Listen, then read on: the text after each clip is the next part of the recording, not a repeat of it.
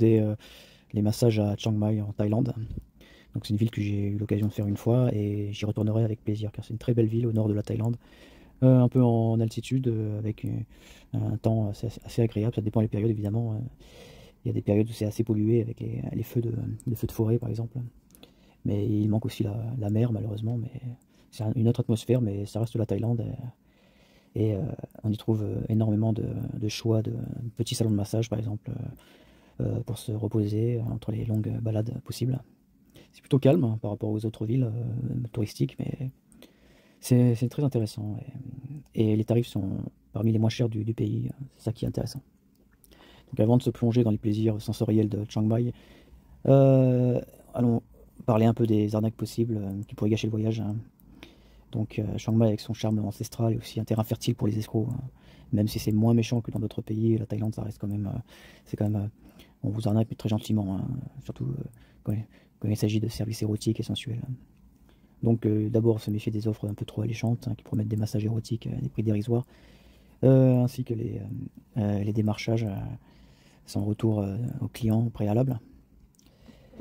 Donc les propositions, des arnaques où les prix peuvent facilement grimper en flèche hein, une fois que le service est rendu, ou pire, pour te retrouver à devoir payer pour des services que tu n'as pas demandé à la base hein, et que tu n'as même pas eu des fois. Certains voyageurs ils ont rapporté que après avoir accepté un massage à un prix qui est affiché assez bas, donc il y a des demandes de paiement exorbitantes pour des extras. Forcément, une fois sur le fait, la plupart des voyageurs évidemment acceptent puisque c'est un peu ce qu'on recherche parfois. Bah, c'est un plus qui est difficile à refuser. Mais bon voilà, il faut quand même faire attention, hein. Parfois les extras sont imposés sans consentement, même si c'est rare, hein. Donc bah, même si ça peut être utile de clarifier ce qu'on veut, ce qu'on n'est pas prêt à payer avant. Mais bon, si vous êtes ici, c'est déjà que vous voulez un massage après, enfin une définition. Donc, normalement ça se négocie, hein. Donc les faux salons également, hein. Les individus, des petits établissements non réglementés proposent des services dans des conditions douteuses, ouais, voilà, avec des prix qui changent une fois le service effectué. Donc là, il faut regarder sur Google Maps hein, vite fait avant quand même, hein. Même si, ouais, la plupart des salons quand même sont sur Google, mais bon, il y en a. Bah, des fois, c'est compliqué hein, parce que on ne sait pas si les filles proposent ce genre de prestations. Bon, il y a une indication assez facile à repérer, c'est si les filles ont des jupes ou des robes, hein. Donc en général, si elles ont des jupes plus courtes, ça laisse quand même un indice. Donc les faux guides touristiques aussi, les chauffeurs hein, qui suggèrent des salons de massage et ils prennent une commission. Donc ils vous donneront si vous connaissez pas la personne, c'est vraiment du one shot pour eux et pour vous aussi. Donc c'est pour le salon. Donc il y a aucune motivation à donner un bon service. Donc le service est médiocre en général. Mais les prix sont pas mal aussi, par contre, hein. Mais voilà, la violence en Thaïlande, c'est moins courant. Les touristes sont quand même assez protégés, hein. Donc également, faut pas payer en avance. Il vaut mieux payer à la fin. Donc pour les principaux salons, alors il y a le Nakara Spa, donc situé sur la rivière Ping. Ce spa est dans un cadre colonial qui te fait oublier que tu es là pour un massage. C'est vraiment très, très beau.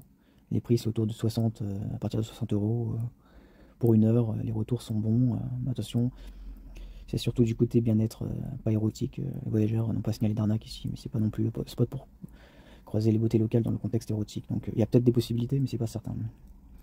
Ensuite, le Deva Spa, donc une station balnéaire d'Ara Devi. C'est un bichou de l'architecture Lana.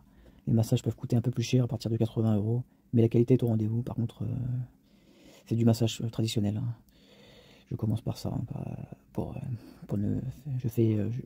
je m'intéresse au massage dans son entièreté. Les masseuses, ils sont des professionnels. Donc ensuite le Zira Spa,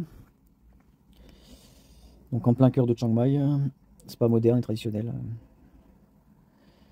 Certains massages, selon des retours, sont un peu plus personnels si le client le souhaite. Mais attention, c'est pas clair, c'est pas garanti.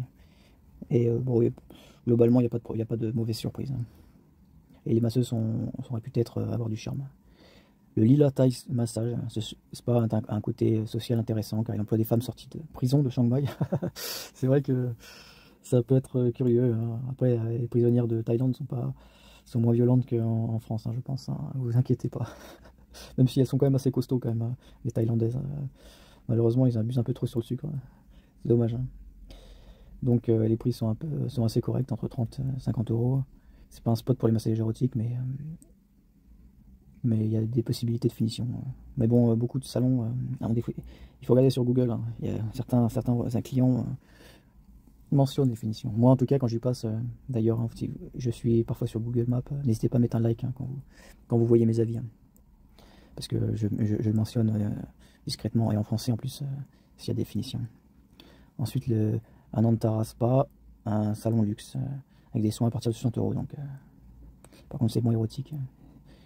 Pour les massages érotiques, vous pouvez regarder sur Google Maps. De toute façon, il y en a quelques-uns là, dont deux même que j'ai essayé, et qui n'ont pas des cadres exceptionnellement luxueux, mais qui ont des filles et des services qui sont au rendez-vous et sans mauvaise surprise. Ça qui est bien dans cette ville, c'est qu'il y a quand même vraiment de quoi faire. C'est vraiment très agréable. De ce côté-là, il y a pas, on se sent bien, quoi. On sent que ils ont pensé aux touristes, et ça c'est important. Donc voilà. Donc je vais continuer sur la Thaïlande, hein, sur d'autres vidéos. Donc faites-moi un retour, je vous en supplie, faites-moi un retour. Faites pas juste regardez la vidéo et passez à la suivante là. Putain, faites un effort. Allez, à bientôt.